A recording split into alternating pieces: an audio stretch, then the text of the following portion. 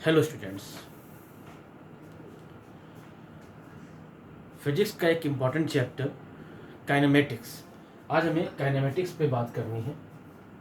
Kinematics शुरू करने से पहले मैं आपको बताना चाहूँगा कि इससे पहले मैंने mathematical tools and vector analysis पर बात की है। Vector analysis and mathematical tools के वीडियोस मैं बना चुका हूँ जो मेरे इस यूट्यूब चैनल पर पड़े हुए हैं। ठीक है, फिजिक्स बाय डी श्रीवास्तव इस यूट्यूब चैनल पड़े हुए हैं। बिना मैथमेटिकल टूल्स और वेक्टर एनालिसिस के हम इस चैप्टर को नहीं समझ सकते, नहीं सीख सकते, नहीं जान सकते। तो पहले अगर आपको वो वीडियोस वो टॉपिक्स नहीं तैयार हैं तो पहले उन पे काम कीजिए, फिर इस पर आइएगा, या जब आपको प्रॉब्लम फेस हो तब पढ़ लीजिएगा।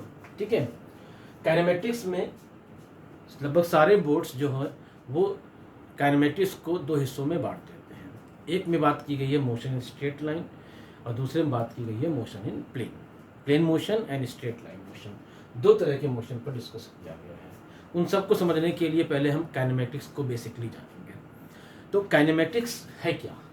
काइनेमेटिक्स फिजिक्स की वो ब्रांच है जिसमें हम ऑब्जेक्ट्स के मोशन की स्टडी करते हैं without concentrating on the facts which produce the motion. Motion को प्रोड्यूस करने वाले फैक्टर्स कौन कौन से हैं, कौन कौन से फैक्टर्स हैं जो मोशन को प्रोड्यूस करने के लिए रिस्पॉन्सिबल हैं, उनको इग्नोर करते हैं, केवल मोशन पर वर्क करते हैं। ठीक है, कहा जाता है काइनेमेटिक्स डिफाइन कैसे किया जाता है? Kinematics is dead branch of physics in which we deals with the motion of the object without concentrating on the facts which produce the motion. समझ गया? Kinematics is dead branch of physics in which we deals with the motion of the object without concentrating on the facts which produce the motion। Motion को produce करने वाले factors कौन कौन से हैं, इन पर कोई बात नहीं करनी है, केवल मोशन की बात करनी है। धीरे धीरे आपको हमारी बात समझ में आएगी। ठीक है, काइनेमेटिक्स में जब हम बात करेंगे, जब तक काइनेमेटिक्स डायनामिक्स पढ़ाएंगे आपको, तब तक हम तीन वर्ड इस्तेमाल करते हैं। कभी कभी बॉडी बोलते हैं, कभी कभी ऑब्जेक्ट बोलते हैं, कभी कभी पार्टिकल बोल देते हैं। इन तीनों का मतलब पार्टिकल ही माना जाएगा, एक सिंगल पार्टिकल। ठीक है, पार्टिकल क्या है, उसका क्या डिस्क्रिप्शन है, वो सब रोटेशनल मैकेनिक्स में ये सब चीज़ें अलग अलग होंगी, तो वहाँ पर हम डिस्कस करेंगे। फिलहाल ऑब्जेक्ट, पार्टिकल एंड बॉडी तीनों का मतलब एक ही मान के चलेंगे, पार्टिकल। ठीक है, काइनेमेटिक्स को समझने के लिए सबसे पहले हम बात करेंगे frame of reference.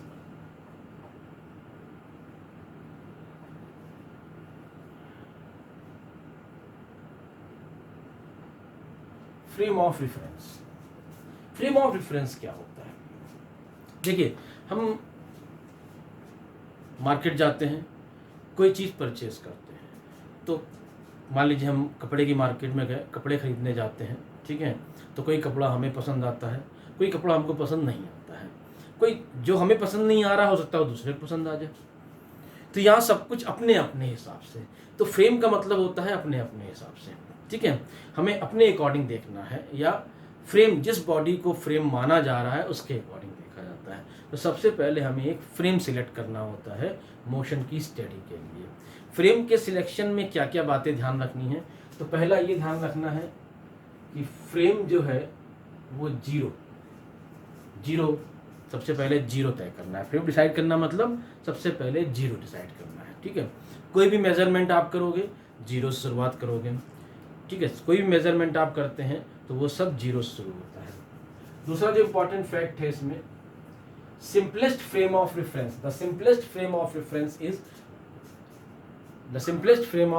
Is Cartesian coordinate system. ये जो हमारे पास कार्टेशियन कोऑर्डिनेट सिस्टम होता है, यानी एक्स वाई जेड एक्सिस, आप जानते होंगे स्पेस को हम 3 म्यूचुअल परपेंडिकुलर एक्सिस से रिप्रेजेंट करते हैं, x y and z axis. इसको कहा जाता है Cartesian coordinate system. This is the simplest frame of reference. और आपके सिलेबस में इसके सिवा और कोई बात ही नहीं की जाएगी। देखिए, ये ओरिजिन होता है यानी जीरो, तो और 3 म्यूचुअल परपेंडिकुलर डायरेक्शन जो स्पेस को रिप्रेजेंट करती हैं। देखिए, मोशन जो होगा वो पूरे स्पेस में हो सकता है, कहीं पर भी हो सकता है। ठीक है, एक बॉल को आप फ्लोर पर भी लुढ़का सकते हो, एक फुटबॉल को आप पैड से किक करके हवा में उड़ा सकते हो।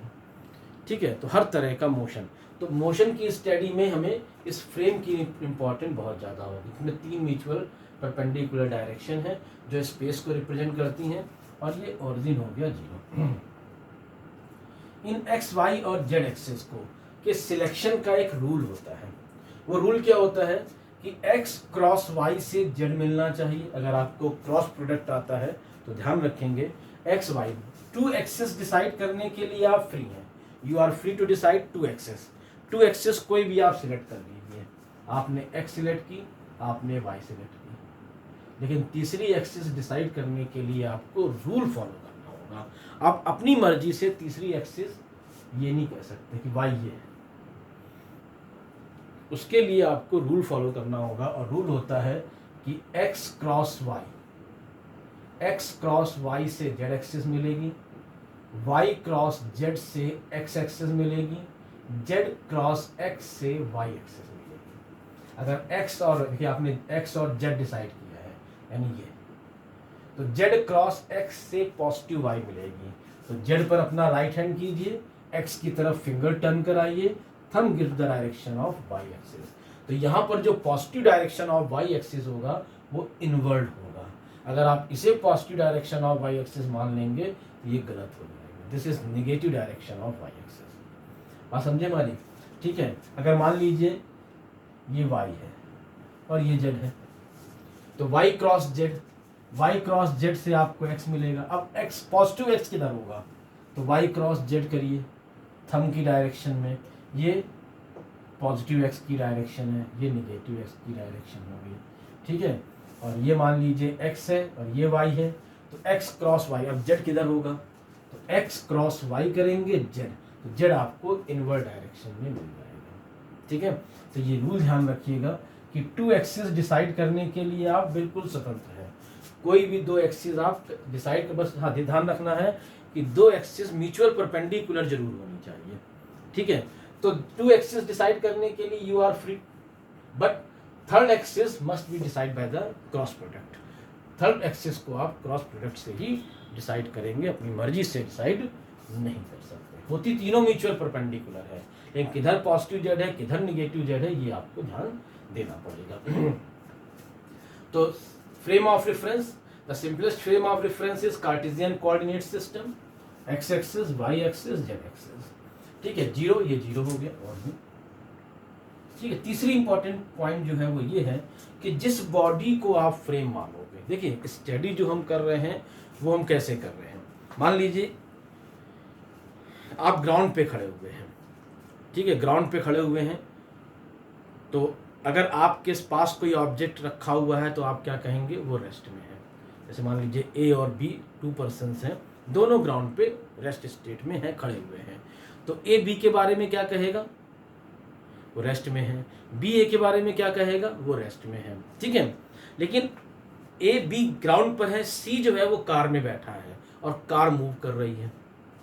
ए बी ग्राउंड पर है, सी कार में बैठा है और कार मूव कर रही है।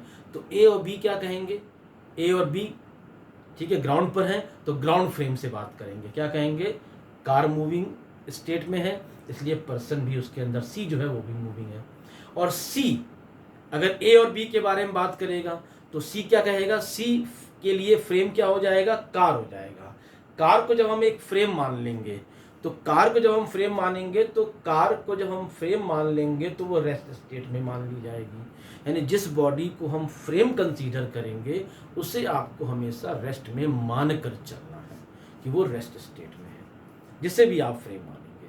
तो जिस बॉडी को एज अ फ्रेम कंसीडर किया जाता है या जिस बॉडी से फ्रेम अटैच किया जाता है वो बॉडी हमेशा रेस्ट में मानी जाती है। ठीक है। अब हम कार के रिस्पेक्ट में सब कुछ ऑब्जर्व करेंगे अपने अपने हिसाब से। तो कार के मूविंग कार के रिस्पेक्ट में जब हम ऑब्जर्व करेंगे यानी पर्सन सी जो कार में बैठा है वो क्या कहेगा कि वो रेस्ट में है और ए और बी मोशन में है। ठीक है। तो फ्रेम, तो 3 बातें फ्रेम के रिगार्डिंग ध्यान रखना है कि फ्रेम मतलब 0, सबसे पहले आपको 0 तय करना है। ठीक है। दूसरा Cartesian coordinate system simplest frame माना गया है, इसमें ये 0 आ गया ऑलरेडी, और x y and z 3 mutual perpendicular directions हैं जो स्पेस को रिप्रेजेंट करती हैं। और तीसरी इंपॉर्टेंट पॉइंट ये है कि जिस बॉडी को आप एज अ फ्रेम कंसीडर करेंगे उसे रेस्ट में मान लिया जाएगा। ठीक है। तो ये आ गया हमारे पास फ्रेम है, frame of reference. Frame of reference को हम सिंपली फ्रेम भी कह सकते हैं। फ्रेम ऑफ रेफरेंस को हम सिंपली सिर्फ फ्रेम भी कह देते हैं। दूसरी जो इंपॉर्टेंट पॉइंट है वो समझना है आपको, वो है पोजीशन वेक्टर।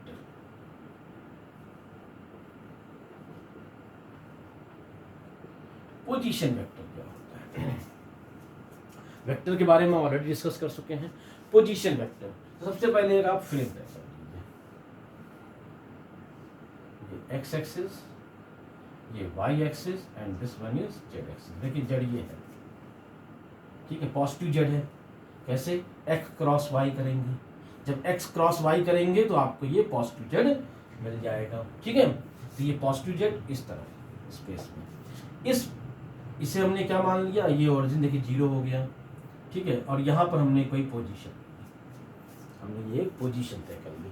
जैसे मान लीजिए हमने, आप जिस शहर में रहते हैं उस शहर के रेलवे स्टेशन को आप एज अ फ्रेम डिसाइड कर लीजिए, वहाँ पे 0 तय कर लीजिए। ठीक है, रेलवे स्टेशन है कहाँ, ग्राउंड पर है, तो ग्राउंड को आपने फ्रेम मान लिया। ठीक है, अब 2 म्यूचुअल परपेंडिकुलर लाइंस खींच लीजिए। 2 mutual perpendicular lines on ground खींच लीजिए, हॉरिजॉन्टल। हॉरिजॉन्टल मतलब parallel to earth surface. Horizontal का मतलब होता है parallel to earth surface, vertical का मतलब होता है perpendicular to earth surface. Parallel to earth surface, perpendicular to earth surface.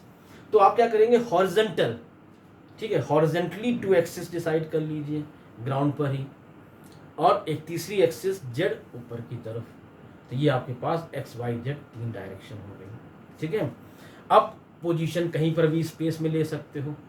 ठीक है, मान लीजिए आपने अपने घर, रेलवे स्टेशन से आपका घर कुछ दूरी पर होगा। ठीक है, तो आपने क्या किया, अपने घर पर, अपने घर की पोजीशन जाननी चाहिए। तो आपका घर ग्राउंड पर बना हुआ है, लेकिन मान लीजिए आपका घर कई फ्लोर है, मान लीजिए 4th फ्लोर में आप रहते हैं, तो ग्राउंड से हाइट भी आ गई, यानी एक्स वाई प्लेन और जेड। तो जिस 4th फ्लोर में जो आप रहते हैं तो उसकी पोजीशन क्या होगी, तो उसको आप किस तरह से रिप्रेजेंट कर सकते हैं? उसको आप रिप्रेजेंट कर सकते हैं, देखिए 0 कहाँ पर है, रेलवे स्टेशन पर, उससे कुछ डिस्टेंस x कवर की है, कुछ डिस्टेंस y डायरेक्शन में कवर की है, और कुछ डिस्टेंस ऊपर गए हैं z डायरेक्शन में कवर की है। तो ये हमारे पास पोजीशन हो गई, और इसके कोऑर्डिनेट्स क्या होंगे, x y z। तो हमने x y और z फ्रेम माना। ठीक है, फ्रेम कैसे डिसाइड किया समझ में आ गया आपको। ओरिजिन, ये हमारे पास एक पोजीशन है P मान लेते हैं। ठीक है, ओरिजिन को हम O मान लेते हैं। अब क्या करना है, ओरिजिन से एक वेक्टर हमें ड्रॉ करना है जिसका इनिशियल पॉइंट ओरिजिन पर होगा, फाइनल पॉइंट उस पोजीशन पर होगा जिसका पोजीशन वेक्टर आपको बताना है।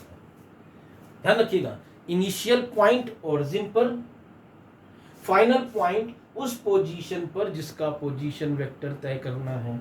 और इस तरह से एक वेक्टर ड्रॉ कर दीजिए, ठीक है, जिसे इनिशियल पॉइंट को कुछ लोग टेल भी बोलते हैं, फाइनल पॉइंट को हेड भी कहा जाता है। तो टेल कहाँ होनी चाहिए, ओरिजिन पर, और हेड कहाँ होना चाहिए, उस पोजीशन पर जिसका पोजीशन वेक्टर आपको लिखना है। तो ये आपको एक पोजीशन वेक्टर मिल गया P का, और इसे रिप्रेजेंट करते हैं R के साथ में। तो R ये हमारे पास एक पोजीशन वेक्टर हो गया। अब इसे कैसे लिख सकते हैं, R is equal to x i plus y j plus z k. ये हम पोजीशन वेक्टर लिखते हैं x, किसकी, P पोजीशन। कोई पोजीशन आप सिलेक्ट कर सकते हो या आपको गिवन हो सकती है। तो R हो गया x i plus y j plus Z. इस तरह से हम पोजीशन वेक्टर ड्रॉ करते हैं। बहुत सिंपल सा है। एक फ्रेम पहले डिसाइड करना पड़ेगा आपको, बिना फ्रेम डिसाइड किए हुए आप काइनेमेटिक्स में आगे नहीं बढ़ सकते। सबसे पहला काम क्या करना है, फ्रेम डिसाइड करना है। फ्रेम डिसाइड करने के बाद यानी x y z Cartesian coordinate system decide करना है। कार्टेशियन कोऑर्डिनेट सिस्टम डिसाइड करने के बाद जिस पोजीशन का पोजीशन वेक्टर लिखना है उसके लिए एक वेक्टर ड्रॉ करेंगे। कैसे ड्रॉ करेंगे? Initial point of the vector lie at origin and final point of the vector is situated at the position. इस तरह से आप वेक्टर ड्रॉ करिए, ये पोजीशन वेक्टर मिल जाएगा। ठीक है, अब इस वेक्टर की लेंथ क्या होगी? इस वेक्टर की length magnitude of position, position की डिस्टेंस को बताएगा। ठीक है, वो कैसे प्रोवाइड करते हैं? Under x square plus y square plus z square. ये सब बातें हमने ऑलरेडी वेक्टर में डिस्कस कर रखी हैं, तो वेक्टर थोड़ा सा समझ लेंगे तो आपको यहाँ समझने में आसानी होगी। अब इंपॉर्टेंट पॉइंट एक समझते हैं। और अब चलिए एक चीज पहले और डिस्कस कर दें, फिर इस पे आते हैं। हम पहले डिस्कस करते हैं रेस्ट एंड मोशन पे। Rest and motion, rest and motion को समझेंगे, फिर वापस आते हैं। जो मैं आपको एक इंपॉर्टेंट पॉइंट एक्सप्लेन करता हूँ तब समझाता हूँ। रेस्ट एंड मोशन क्या है? ठीक है, देखिए पोजीशन आ गई। अगर इस पार्टिकल P या इस ऑब्जेक्ट P या इस बॉडी P, अगर इस पार्टिकल की पोजीशन टाइम के साथ साथ चेंज नहीं हो रही है, ठीक है, in a particular frame of reference, पहला काम फ्रेम तय करेंगे। ठीक है, फ्रेम तय करने के बाद पोजीशन देखिए। अब ये देखिए कि पोजीशन टाइम के साथ साथ चेंज हो रही है या नहीं हो रही है। अगर पोजीशन टाइम के साथ साथ चेंज नहीं हो रही है इस पर्टिकुलर फ्रेम ऑफ रेफरेंस में, तो कहा जाएगा ऑब्जेक्ट या पार्टिकल या कोई बॉडी या कोई पर्सन ये टाइम के लिए रेस्ट में है। ठीक है, और अगर टाइम के साथ साथ पोजीशन चेंज हो रही है in a particular frame of reference, then the object is called in motion. ठीक है, अगर टाइम के साथ साथ पोजीशन चेंज नहीं हो रही है तो एक पर्टिकुलर फ्रेम, पहले फ्रेम तय करेंगे, मैं फिर बोल रहा हूँ, पहले फ्रेम डिसाइड करेंगे, उसके बाद ये डिसाइड करेंगे कि ऑब्जेक्ट रेस्ट और मोशन में है कि नहीं है। ठीक है, देखिए एक्चुअल में होता है क्या चीज़ है, nothing is stationary in this universe. इस पूरे यूनिवर्स में कहीं भी कुछ भी रेस्ट में नहीं है। ठीक है, कुछ भी रेस्ट में नहीं है। अर्थ पर आप हो, अर्थ अपनी एक्सिस पर घूम रही है और सन के अराउंड रोटेट कर रही है। सन भी रेस्ट में नहीं है, सन गैलेक्सी के चक्कर लगा रहा है। ठीक है, all of the objects in the universe are in motion state. फिर रेस्ट आखिर है क्या? तो रेस्ट और मोशन की बात करने से पहले आप एक फ्रेम डिसाइड करें। सिंपल सा रूल है, आप फ्रेम डिसाइड कर लीजिए। तो हम अर्थ पर हैं, हम सब कुछ एनालाइज करते हैं अर्थ पर रहकर।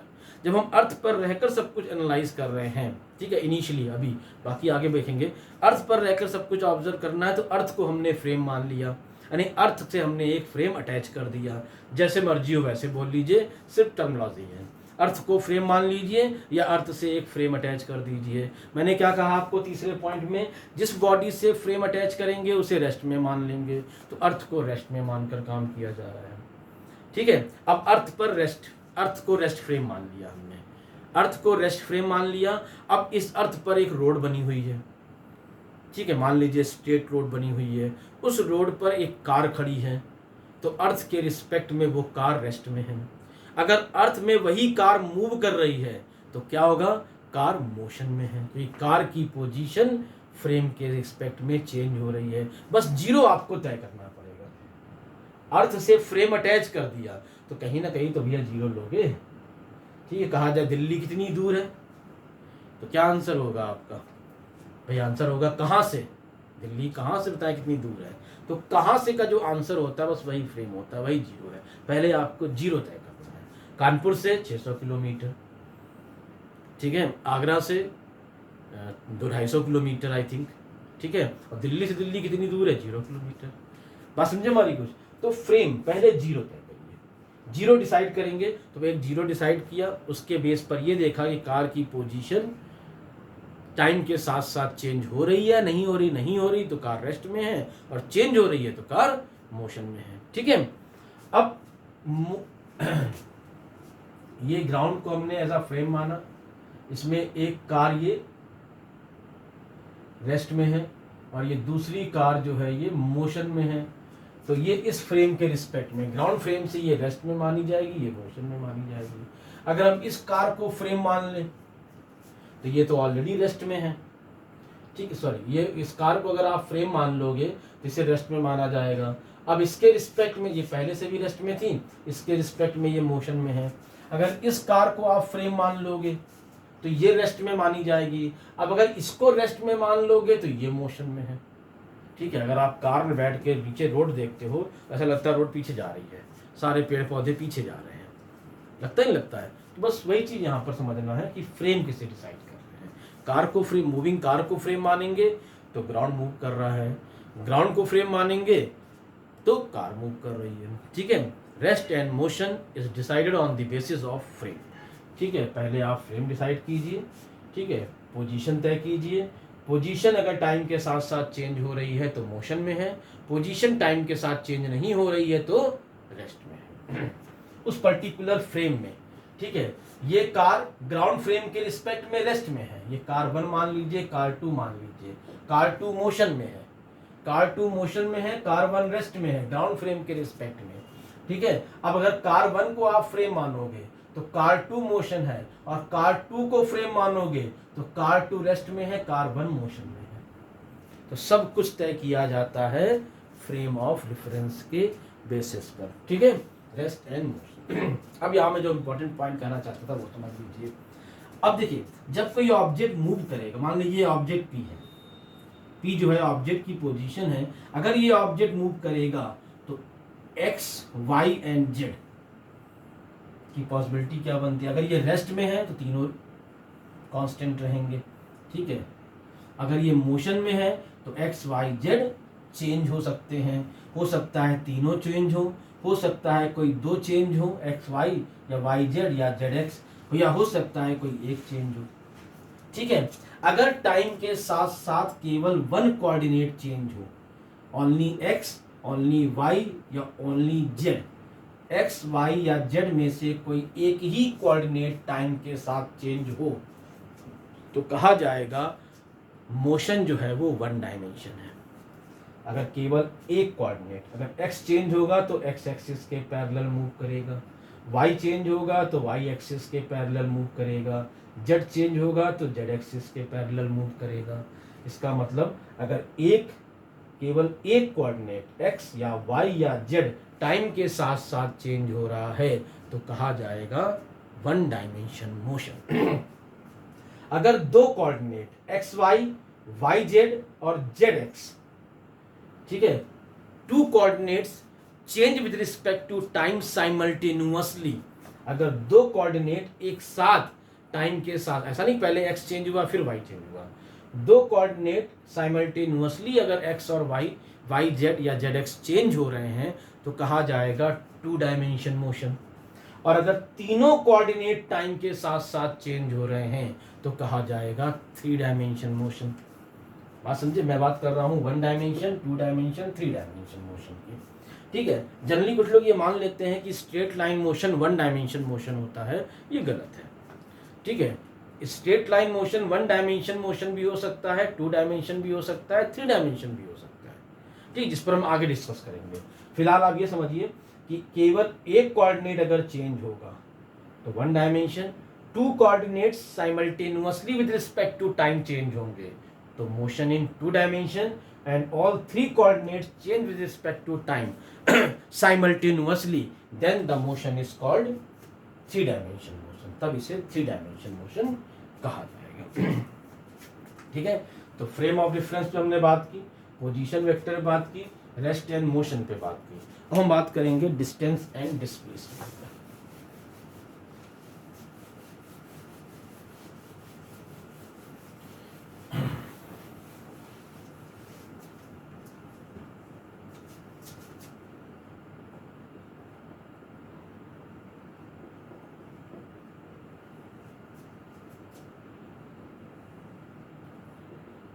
डिस्टेंस एंड डिस्प्लेसमेंट क्या है भाई? डिस्टेंस एंड डिस्प्लेसमेंट, एक फ्रेम डिसाइड। सबसे पहला काम फ्रेम, जितना जल्दी आप इसके साथ यूजर हो जाएंगे, जितना जल्दी इसको अपनी प्रैक्टिस में ले आएंगे उतने ही फायदे में रहेंगे। ठीक है, बिना फ्रेम के अगर आप कुछ सोचेंगे तो फिर आप सही नहीं सोच पाएंगे, आप कंफ्यूज हो जाएंगे। ठीक है, तो फ्रेम पहले डिसाइड कीजिए। हमने एक फ्रेम डिसाइड कर लिया, x y plane of the board में है, जेड इसके परपेंडिकुलर, इस तरह से ये हमने x y and z axis decide कर लिया। तो एक फ्रेम हमने तय कर लिया। अब इसमें 2 पोजीशंस ले लीजिए। इस फ्रेम में हम ये 2 पोजीशंस तय कर लेते हैं, एक ये और एक ये तय कर लेते हैं। ठीक है, मान लो आपने जिस सिटी के आप रहने वाले हैं, ठीक है, उसके रेलवे स्टेशन को आपने फ्रेम मान लिया, रेलवे स्टेशन को 0 पे मान लिया। 0 तय करना बहुत जरूरी है, 0 मान लिया। ठीक है, ये आपके घर की पोजीशन है, ये आपके स्कूल की पोजीशन है, घर स्कूल। ठीक है, घर और स्कूल की पोजीशन आपको मैंने दिखा दी। अब आप घर से स्कूल, स्कूल से घर आते जाते, ठीक है, डेली ये काम करते होंगे, तो स्कूल से घर आना, घर से स्कूल जाना।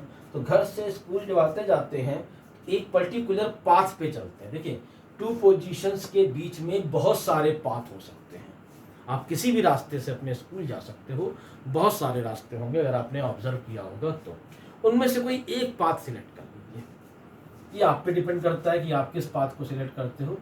एक पाथ को उसमें सिलेक्ट कर लीजिए, ये हमने एक पाथ सिलेक्ट कर लिया स्कूल में जाने का।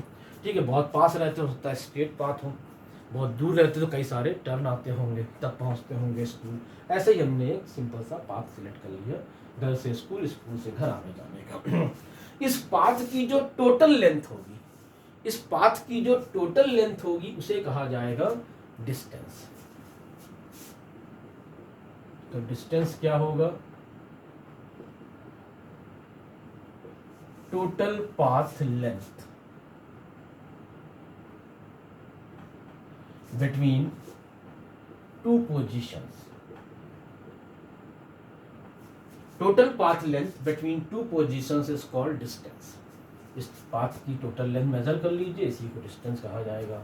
ये एक फिजिकल क्वांटिटी है। आप किसी भी फिजिकल क्वांटिटी के बारे में जानिए तो 3 बातें बस और जान लीजिएगा जो बहुत जरूरी है। पहली, उसकी एसआई यूनिट क्या है?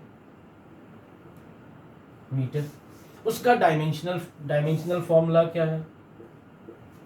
एल। और वो किस नेचर की क्वांटिटी है? स्केलर है या वेक्टर है? ये 3 बातें हर फिजिकल क्वांटिटी के लिए अगर आप जानते रहेंगे तो आपको तो आसानी हो जाएगी चैप्टर्स को समझने में, जानने में और एनालाइज करने में।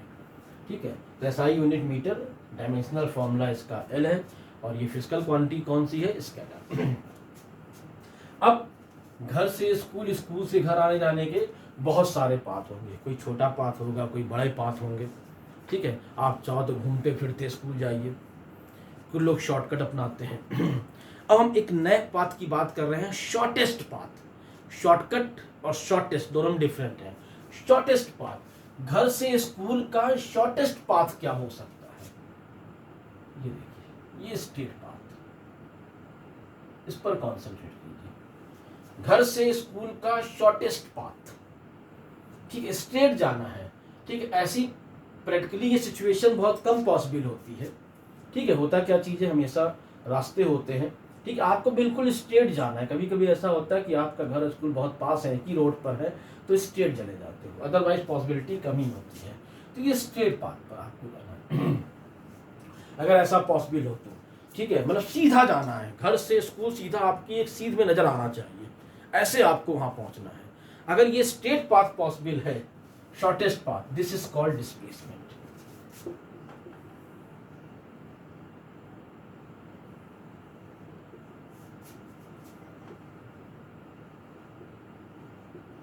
shortest path length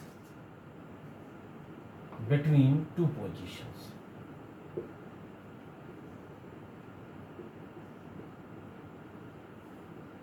Shortest path length between 2 positions, ये इसे हम कहते हैं displacement. Shortest path length between 2 positions is called displacement. ये भी एक फिजिकल क्वांटिटी है। मैंने कहा किसी फिजिकल क्वांटिटी को आप जानिए तो 3 बातें जान लीजिए। कौन कौन सी जाननी है? उसकी एसआई यूनिट क्या होगी, तो इसकी एसआई यूनिट भी metre, dimensional formula L, quantity ये वेक्टर है। Displacement is a vector quantity. अब अगर ये वेक्टर है तो इसकी डायरेक्शन भी होनी चाहिए। ठीक है, तो डायरेक्शन आप तय करोगे कि आप घर से स्कूल जा रहे हो या स्कूल से घर आ रहे हो। अगर आप घर से स्कूल जा रहे हैं तो घर इनिशियल पोजीशन पर हो गया, स्कूल फाइनल पोजीशन हो गया, और इनिशियल से फाइनल की तरफ एक वेक्टर ड्रॉ कर दीजिए, this is called displacement vector. ठीक है, अगर आप स्कूल से घर जा रहे हैं तो स्कूल इनिशियल हो गया, घर फाइनल हो गया। This is called displacement vector. ठीक है, तो डिस्प्लेसमेंट वेक्टर की डायरेक्शन जो है टू पोजीशंस को की तरफ वेक्टर ड्रॉ कर दीजिए।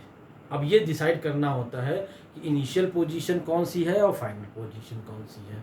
बहुत सिंपल सा होता है, अगर आप घर से स्कूल जा रहे हैं, एक पोजीशन से दूसरी पोजीशन जा रहे हैं, तो first position is initial position, second position is final position. Initial से फाइनल की तरफ वेक्टर ड्रॉ कर दीजिए। और अगर आप 2 से 1 की तरफ जा रहे हैं तो second is initial position and first is final position. Initial से फाइनल की तरफ वेक्टर ड्रॉ कर दीजिए, दिस इज डिस्प्लेसमेंट वेक्टर। तो ये हमारे पास डिस्प्लेसमेंट वेक्टर है। हम ले लेते हैं घर से स्कूल, कोई एक चीज तय कर लीजिए बस। ये हमारे पास ये डिस्प्लेसमेंट वेक्टर आ गया, इसको हम डी से रिप्रेजेंट कर सकते हैं, डिस्प्लेसमेंट वेक्टर डी। ठीक है, अब घर एक पोजीशन है और एक पोजीशन के लिए हम क्या ड्रॉ करते हैं, पोजीशन वेक्टर। तो पोजीशन वेक्टर ड्रॉ कर दो है, ये पोजीशन वेक्टर हो गया, r1 मान लीजिए। ये दूसरी पोजीशन है, इसका पोजीशन वेक्टर कैसे ड्रॉ किया जाएगा, ध्यान रखिएगा, initial point must be at origin. Initial point origin पर होना चाहिए। ये पोजीशन वेक्टर आ गया r2। ठीक है, अब थोड़ा ध्यान दीजिए, अगर आपको triangle rule of vector addition याद हो तो draw first vector, then draw second vector and this is the resultant vector. ये triangle rule of vector addition. First vector draw करिए, सेकेंड वेक्टर के इनिशियल पॉइंट को सेकेंड वेक्टर के initial point को first vector के final point से जोड़ते हुए, ज्वाइन करते हुए सेकेंड वेक्टर ड्रॉ कर दीजिए। फिर फर्स्ट वेक्टर के इनिशियल पॉइंट से सेकेंड वेक्टर के फाइनल पॉइंट को ज्वाइन करते हुए एक नया वेक्टर ड्रॉ कर दीजिए। This is called resultant vector. r is equal to a plus B. ये वेक्टर हमने सिखाया हुआ है। ठीक है, अब यहां देखिए डी वेक्टर का इनिशियल पॉइंट जो है वो r1 वेक्टर के फाइनल पॉइंट से जुड़ रहा है। ठीक है, यानी r1 first vector, d second vector, और r2 वेक्टर का इनिशियल पॉइंट r1 के इनिशियल पॉइंट से और r2 का फाइनल पॉइंट d के फाइनल पॉइंट से जुड़ रहा है, यानी ये रिजल्टेंट हो गया। ये a और b हो गए और ये रिजल्टेंट हो जाता है। तो क्या लिख सकते हैं, triangle rule of vector addition from triangle rule of vector addition, from triangle rule of vector addition. ठीक है, triangle rule of vector addition क्या लिखेंगे, r1 plus d is equal to r2, r1 plus d is equal to r2। ठीक है, तो r1 plus d is equal to r2। यहां से displacement vector आपको क्या मिल जाएगा, r2 माइनस r1। थोड़ा कॉन्सेंट्रेट कीजिए, displacement vector r2 minus r1 यानी कि final position vector minus initial position vector. तो आप एक रूल ध्यान रखिएगा कि जब भी डिस्प्लेसमेंट वेक्टर लिखना हो, final position vector minus initial position vector. Final position vector में इनिशियल पोजीशन वेक्टर को माइनस कर देना, जो रिजल्ट होगा वो डिस्प्लेसमेंट वेक्टर होगा। ठीक है, ये आपके पास डिस्प्लेसमेंट वेक्टर आ जाता है। अब काइनेमेटिक्स में हमें 3 तरह के मोशन की स्टडी करनी है। काइनेमेटिक्स में जितना भी हम स्टडी करेंगे आप देखेंगे केवल 3 ही पॉसिबिलिटी होंगी। पहली पॉसिबिलिटी ये बनेगी, motion in straight line without changing direction. एक ऑब्जेक्ट ए से चला बी पर पहुंचा, ठीक है, ए से चला बी पर पहुंचा, ठीक है, ए से चला बी पर पहुंचा। Motion in straight line without changing direction, motion in straight line without changing direction. दूसरी पॉसिबिलिटी क्या बनती है, motion in straight line with changing direction, motion in straight line with changing direction. A से B गए, और फिर return किए सी पर, एक नई पोजीशन पर आ गए। ठीक है, तो motion in straight line without changing direction, ये है motion straight line with changing direction. और तीसरी पॉसिबिलिटी बनेगी मोशन ऑन कर्व पाथ, जैसे ये हुआ जाकर। 3 पॉसिबिलिटी होंगी, इसके सिवा चौथी कोई पॉसिबिलिटी ही नहीं बनेगी काइनेमेटिक्स में। Motion in straight line without changing direction, motion in straight line with changing direction, motion on curve path. अगर पहली पॉसिबिलिटी पर काम करें तो इसमें डिस्टेंस क्या होगी, ए बी, और डिस्प्लेसमेंट क्या होगा, ए बी।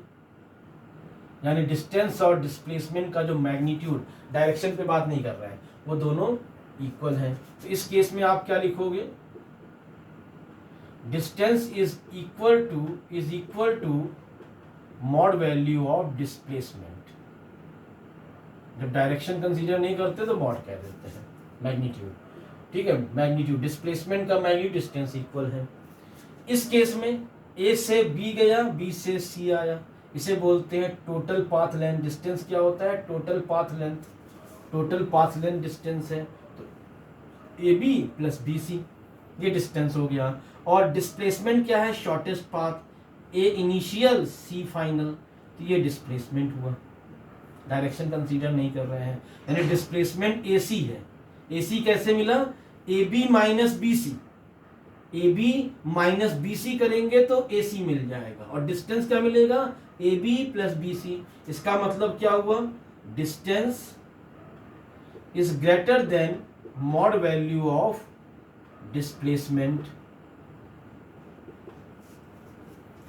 ठीक है, तीसरी पॉसिबिलिटी पे आइए, ए से बी गए, अगर आप इस कर्व पाथ पर जाएंगे तो ये डिस्टेंस, टोटल पाथ लेंथ।